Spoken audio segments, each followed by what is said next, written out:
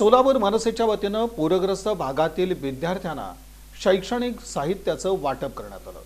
सोलापूर शहर व जिल्हा महाराष्ट्र नवनिर्माण सेनेच्या वतीने पूरग्रस्त भागातील वांगी, शिवणी, हत्तूर, मनगोळी या गावातील विद्यार्थ्यांना शालेय साहित्याचं वाटप करण्यात आलं। अतिवृष्टीने शेतकरी ग्रामस्थांचे अतोनात नुकसान झालं असून मनसे प्रमुख राज ठाकरे यांनी मनसैनिकांना शेतकऱ्यांच्या बांधावर जाऊन जास्तीत जास्त मदत करण्याचं आदेशित केलं होतं। त्यानुसार मनसेचे नेते बाळा नांदगावकर यांच्या मार्गदर्शनाने मनसेचे नेते दिलीप धोत्रे, सरचिटणीस मनोज चव्हाण, जिल्हाध्यक्ष विनायक महिंद्रकर, लोकसभा अध्यक्ष प्रशांत इंगळे, शहर अध्यक्ष जैनुद्दीन शेख, विद्यार्थी सेना राज्य उपाध्यक्ष अमर कुलकर्णी, विद्यार्थी सेना जिल्हाध्यक्ष अभिषेक रंपुरे, शिक्षक सेनेचे संतोष कुमार घोडके, अक्कलकोट तालुकाध्यक्ष मल्लीनाथ पाटील, गजभार सर यांच्या उपस्थितीत शालेय साहित्य वाटप करण्यात आलं।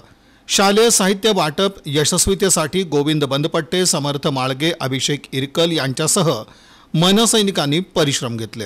गेल्या महिन्यात पाऊस पडत होता, त्याच वेळेला माननीय राजसाहेबांचा आम्हाला सर्व पदाधिकारी कार्यकर्त्यांना स्पष्ट आदेशच होता की तुम्हाला जेवढं सहकार्य करता येईल तेवढं मदत करता येईल त्या पद्धतीने मदत पोहोचवली गेली पाहिजे।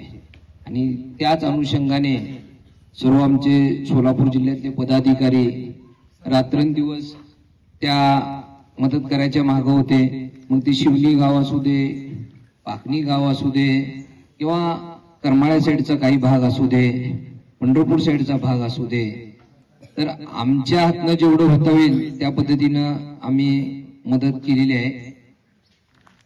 ही सर्व मदत करत असताना माननीय नांदगावकर साहेबांनी ह्या सगळ्या गोष्टीचा आढावा जेव्हा वर गेला त्यावेळेला त्यांनी म्हणले की मग हे तर काम झालेलं आहे, अजून काय तुम्हाला पाहिजे का?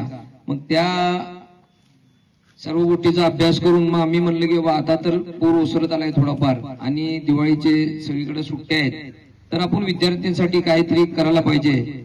मग त्या पद्धतीनं आपण वर सांगितलं आणि मग पक्षांनी वरनं आम्हाला ही मदत पाठवली।